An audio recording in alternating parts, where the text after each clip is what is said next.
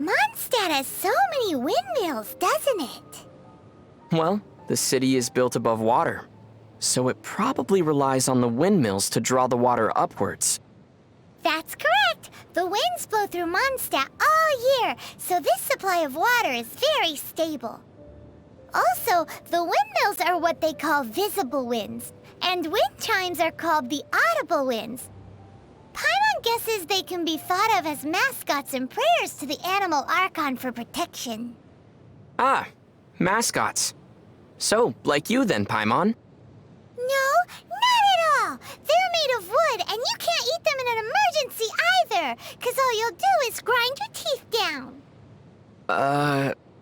I don't know what to say to that. I've heard that if you give tavern owners a considerable tip, they'll be willing to give some information on the down low. You mean the angel share? But Master D-Luke seems like a very rich man.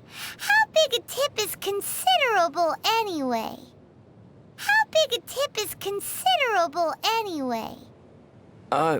Maybe I might have heard wrong. Or maybe I might have heard this rumor in another world. You sure have been to many worlds, haven't you? Cider Lake never freezes, no matter what time of year it is. The best apple ciders in Mondstadt can only be made using the fresh water from this lake. It really does taste great. Paimon could drink 2 big bottles in a second. Wow. With your size, I can't believe that you can drink that much liquid. And not explode like an animo slime. Paimon has a special stomach just for tasty drinks. A special stomach? I have so many questions about how this world works. About those books in the restricted section that Lisa mentioned. Have you ever wondered what sort of books might be kept in there? Perhaps it contains books not suitable for children. Huh? But the Boar Princess isn't in the restricted section? What could be more unsuitable for children than that? Paimon's curious. Paimon finds that hard work hardly works here in Mondstadt. Why do you say that? Just look at Huffman from the Knights of Favonius. He does his best at his duties every day. But the ever-relaxed Captain Kaya is his boss. But isn't Jean, who works the hardest, the acting Grand Master?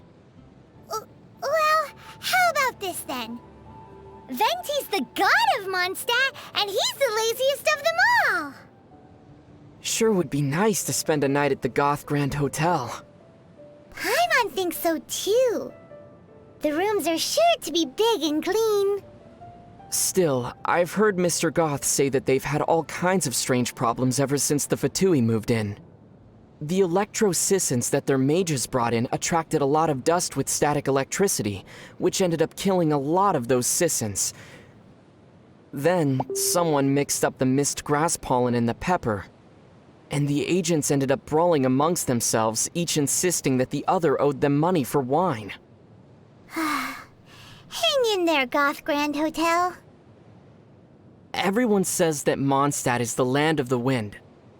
But I wonder which direction the seasonal winds come from. Why don't we ask Venti? He'll probably just dodge the question with a or something. True. The Animal Archon is just a tone-deaf bard. What does he know about the wind? So here in Mondstadt, alchemy is practiced out on the streets? Is that so strange? In many of the worlds I've been to in the past, alchemy has always been a secretive art. Watching alchemy being practiced as a part of daily life is like being in a world where people have 3 stomachs. Paimon thinks only having one stomach is weird. Are you serious? What do you think? Tevat's day and night both seem particularly short.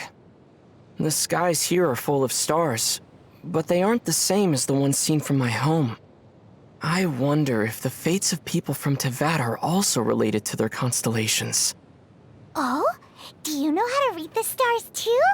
That's amazing! Not a lot of people outside Sumeru can do it. Paimon That's curious. Come on, do a reading for me, quick! The night sky pictured on Paimon's cape flows with the light of many stars, and also of the deep ocean. The movement of these stars tells me that in, say, 7 days from now, In 7 days what? something good or something bad might occur. Right. Your theory sounds as rock solid as a geo-slime. And about as brainy, too. On the way back to Mondstadt after rescuing Dvalin, we finally got to see one of the 7 Archons, didn't we? It was interesting to see what kind of god he was. Haven't we known Venti for quite a while now? As Venti, yes. But still, this was the first time that we got to see him as the Animal Archon Barbados. Normally, he hides his true divinity behind the facade of a bard. What does freedom really mean when demanded of you by a god?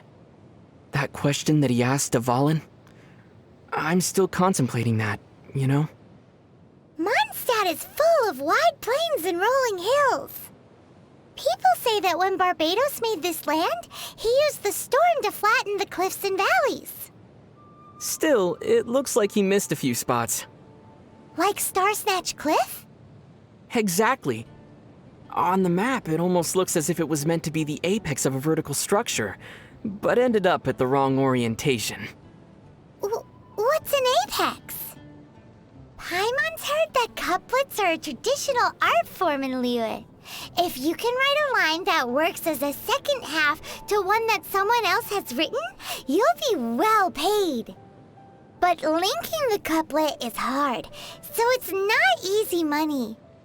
Not only does the rhythm need to match, but the meaning has to as well. Care to give an example? Wind rises, winds never churn. But the sea of clouds always return. Not bad. Let's not waste time here. We've got some money to make. There's a saying of Rex Lapis that's commonly used here in Liyue. Paimon thinks its rough meaning is don't play with your money. It's because the first Mora were minted from his golden form and given to humans in trust. Kaya sure seems to enjoy playing with his money. And that's why you shouldn't learn from him. Well, as a child, I was taught not to play with my food. Yup. You've got to respect your food. What are you looking at Paimon for? Walk in 7 clockwise circles, then walk in 7 anti-clockwise circles. Then open your eyes. Are you sleepwalking? Nope.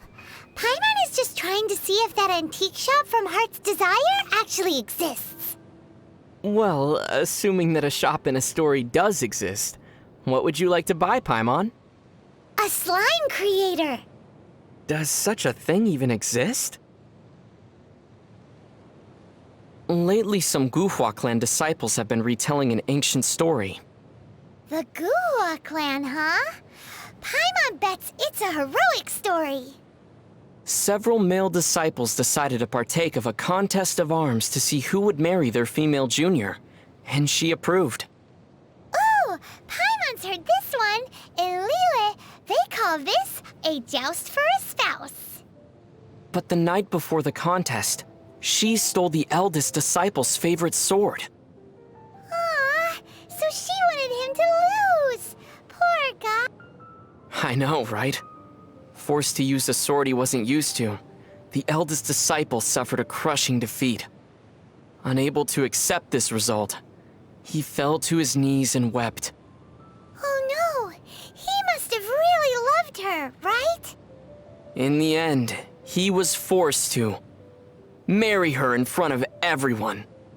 Wait, so the loser? Did you know the reeds in Dihua Marsh are common materials used in making paper? The solid reed cores are used to make pens, while the hollow part is used to make flutes. It's all very sophisticated. Over the years, many heroes and swordsmen have also chosen Dihua Marsh as the location of their duels. The more reeds, the more elegant the place. But in places where the reeds are the thickest, the water can be quite deep. So there are a lot of unlucky duelists who fall in and drown while the duel is on. And what's my takeaway from all of this supposed to be?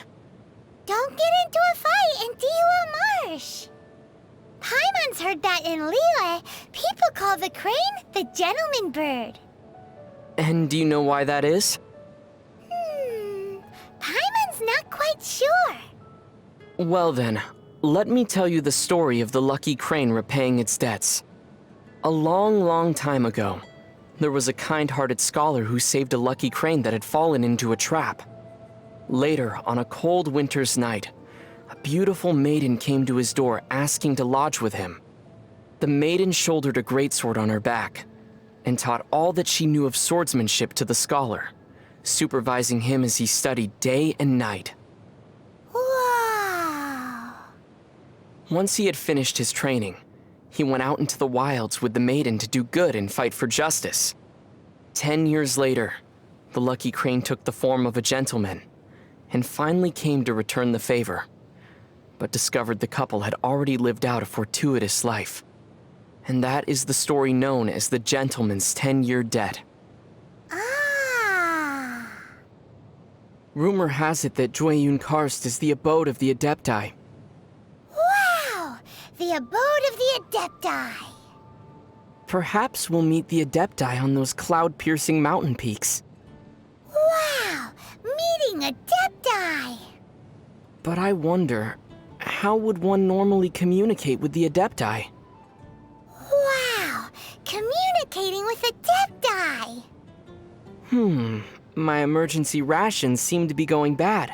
Best to consume them quickly. Ahem! Well, Paimon thinks that shouting from the mountaintop should work. That seems more like a way of getting the attention of a hilly churl rather than an Adeptus. To think that the Geo-Archon had signed a contract with the Cryo-Archon. I wonder what the contents of their agreement were.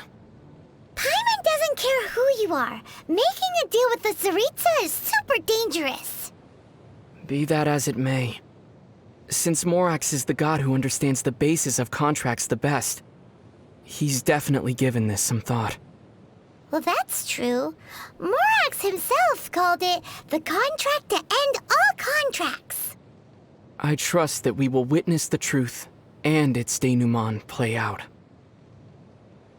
Well, come to think of it, while Rex Lapis enjoys visiting his people in private, he only descends officially once every year. None of the other gods do this. Does Rex Lapis have any deeper intentions? I have my guesses.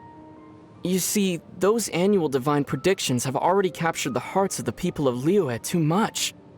Round and around, they analyze and scrutinize every single word, finding limitless hidden meanings within them. What do you think would happen to Liyue if such predictions were available every day? Ah! Paimon gets it now. Paimon would be offering Rex Lapis's favorite snacks to him every day.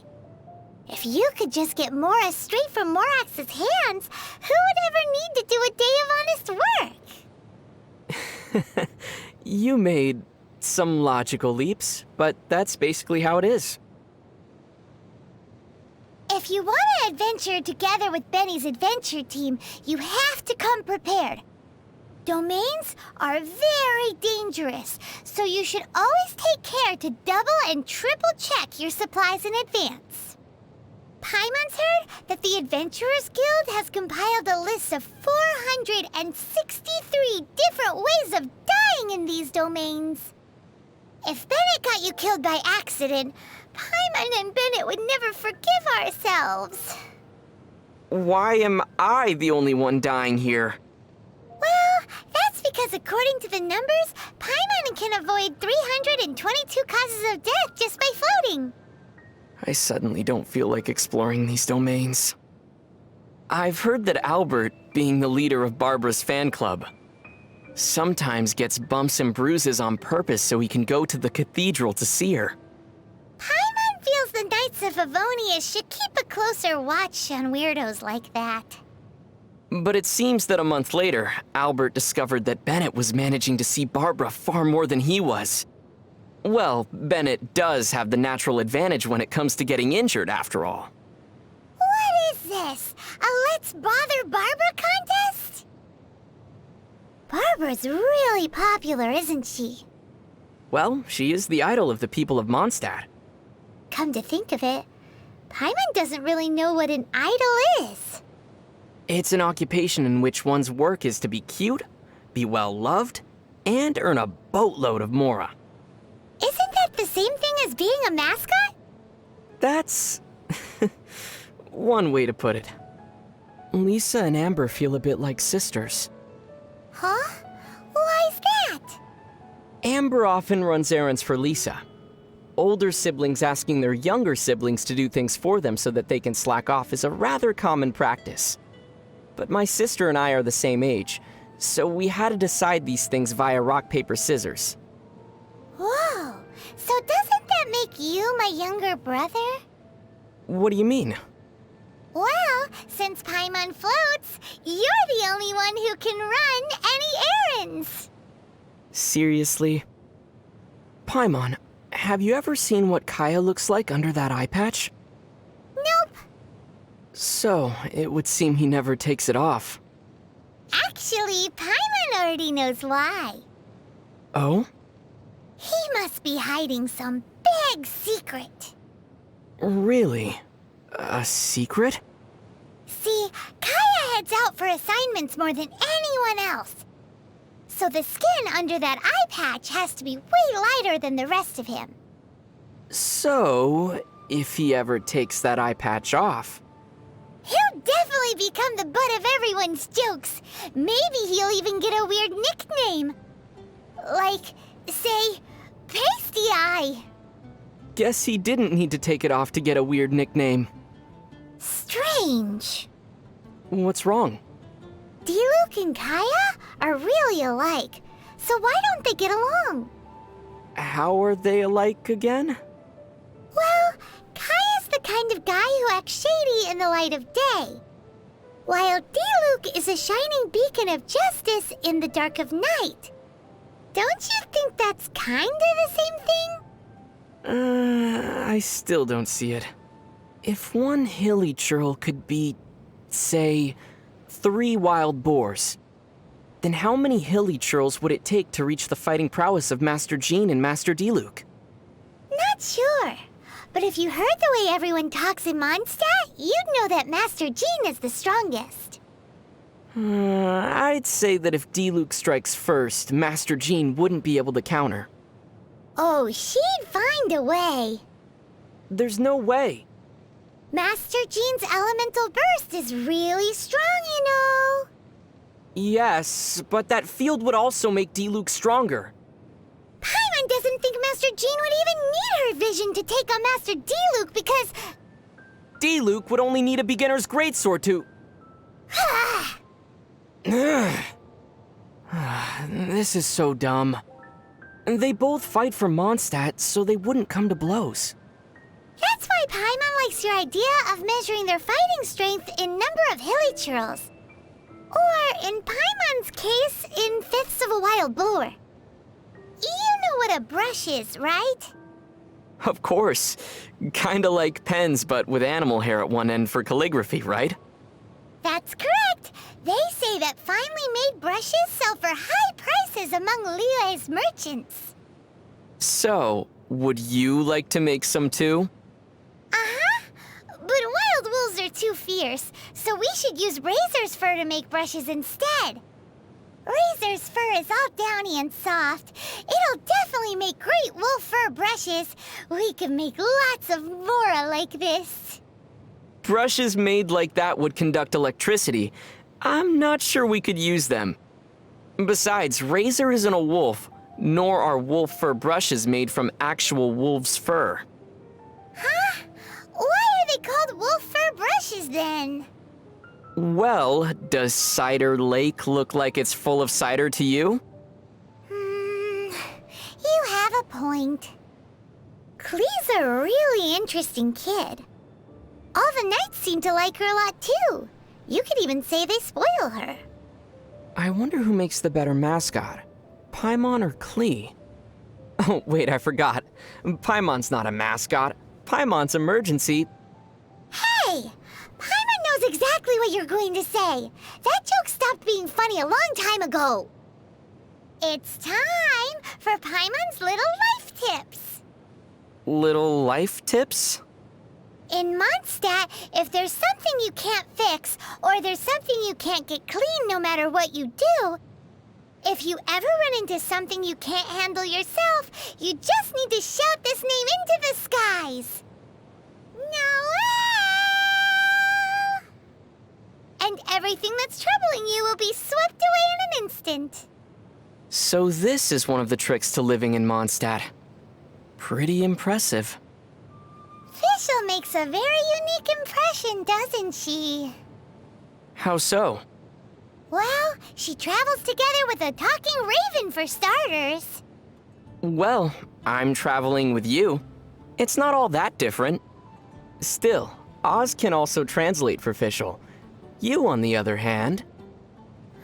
What? Paimon's way better than some bird. How so? Well, at least Paimon doesn't need wings to fly.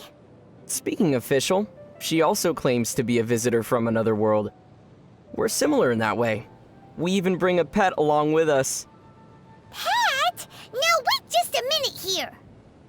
But her raven, Oz, he looks cool and is polite to boot.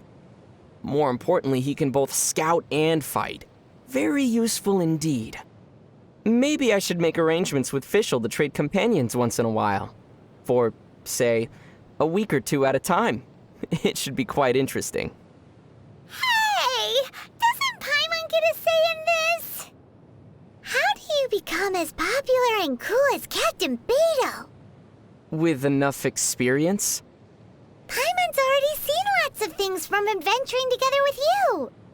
One also needs to experience trials and setbacks. Paimon almost drowned that one time. Maintain an inspirational disposition. Uh-huh. Paimon's always rooted for you. One must also have a mature outlook towards problems. Hey, are you just trying to say that Paimon can't make it? How does a person become as rich, no, as super rich as Lady Ningguang? Is that the only impression she gives you? Riches? Well, there's the huge jade chamber too. But isn't that also made of Mora? Well, you need an excellent mind. Well, Paimon's really good at giving people nicknames. You need to be very familiar with the workings of the markets. A serving of fisherman's toast goes for 1,025 Mora, and no discounts, even on rainy days. You also need to be willing to work really hard. Okay, then. So, how do you make friends with a really rich person?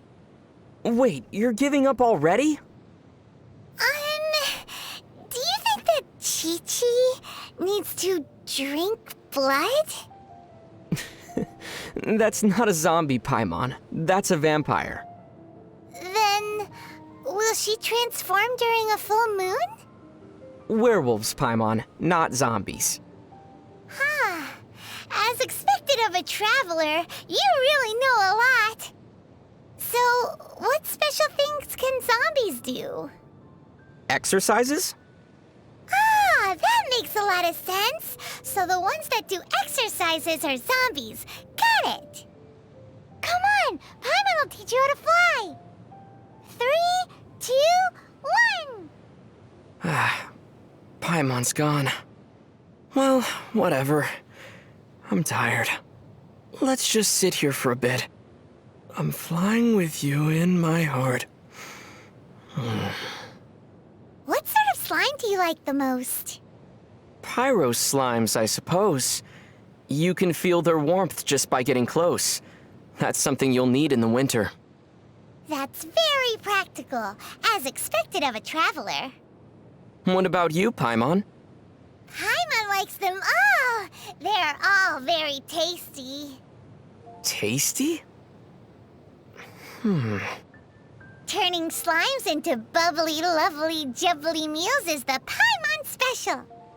Well then, I suppose that's one more thing I can eat before you become emergency rations, huh, Paimon? Paimon would rather not be on that list at all. Do you think that we're too harsh on the hilly churls? Well, sometimes we really do seem like children who just can't resist kicking the hornet's nest. I think we're doing more than just kicking it. The Sleeper tribe.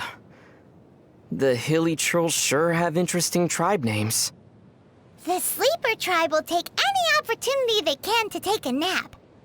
Paimon's heard that their animal skin beds are really soft. Would you like to try them?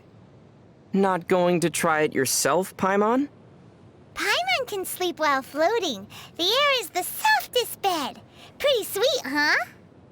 Just a little. The Meaty tribe?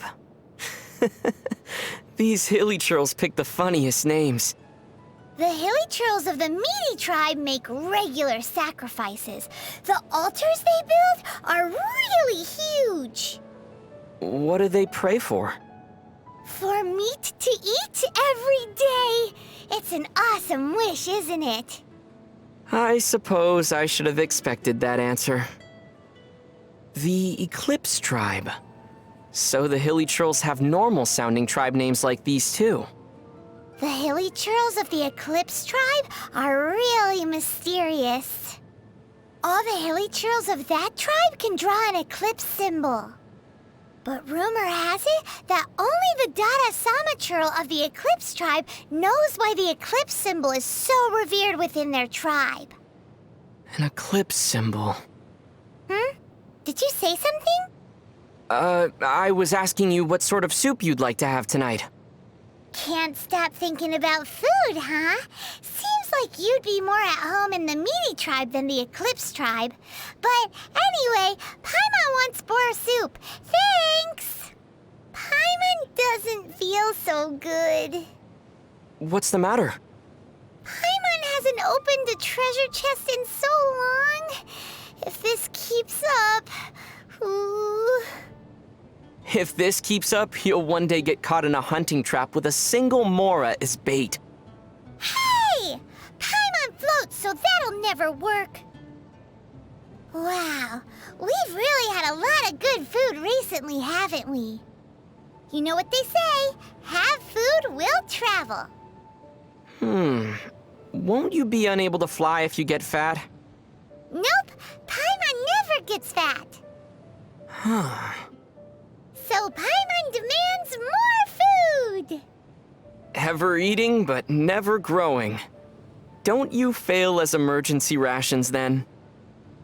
Yeah. Well, it sure doesn't look like you have any other candidates. Which do you like more, cats or dogs? I prefer Paimon. Aw, that's cheating. Wait, no, Paimon's not a pet.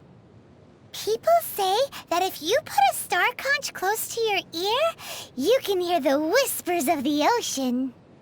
Do you want to give it a go, Paimon? No need. Paimon just heard it. Oh? And what did the ocean say? The ocean said that it's time to eat, so let's go. Paimon wants some fisherman's toast. We should get something tasty to eat. But Paimon doesn't want to have to go get it. Shall we decide with a game of rock, paper, scissors then? Ooh, okay. All right then. Rock, paper... Super Paimon Tornado! What? Paimon's been working so hard recently. Any ideas on how to relax? Sleeping? Sleeping's boring. Reading? Paimon will get dizzy. Having a chat with some friends? Ugh. But those are all things that require thinking. And not thinking is more relaxing. And thus the Paimon paradox, famed in the histories of philosophy in Tevat, was put forth. Liyue's cuisine is very different from that of Mondstadt. For example, you can hardly find spicy fried dishes anywhere in Mondstadt. That's why they say climate creates cuisine, you know? But wait, why do all of Tevat's slimes taste the same then? That's because you only know one way of cooking them. Wow, a weasel thief's backpack can really hide a lot of mora. Well, it's because weasels by nature enjoy collecting shiny objects. Paimon's heard that the origin of the weasel thieves has something to do with the treasure hoarders. Also, aren't crows the type to collect shinies as well? Paimon wonders if Oz has a secret stash of mora that he collects behind Fischl's back.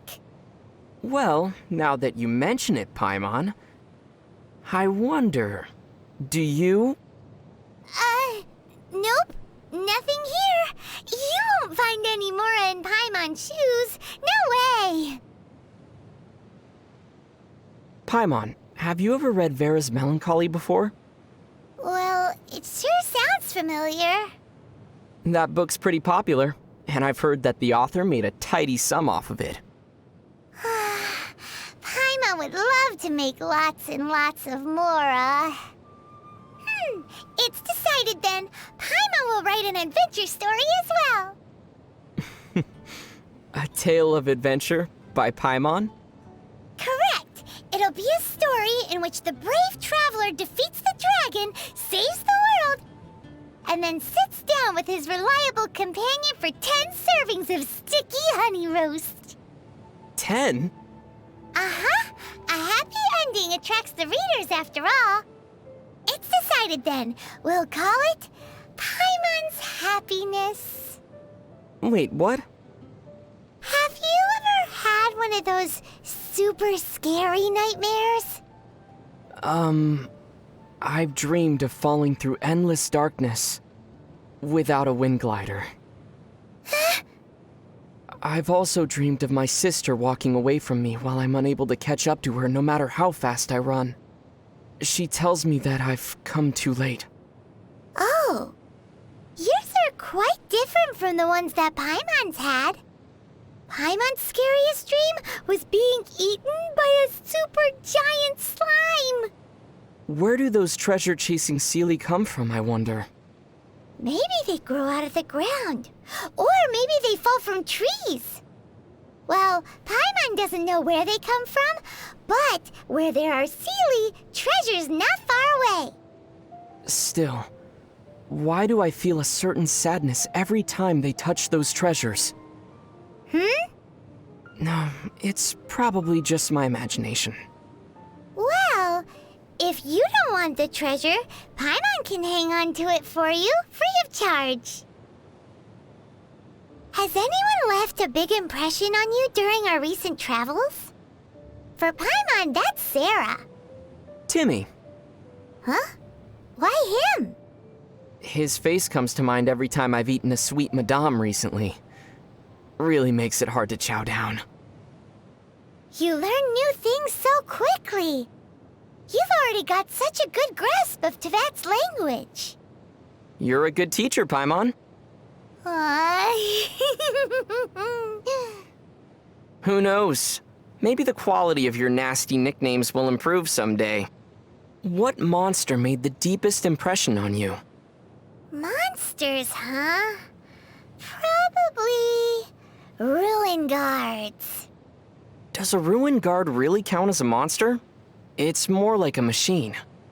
Paimon thinks that you can call anything that causes us trouble and needs to be defeated a monster. Just like how we call anything that can be hunted prey. Is that so?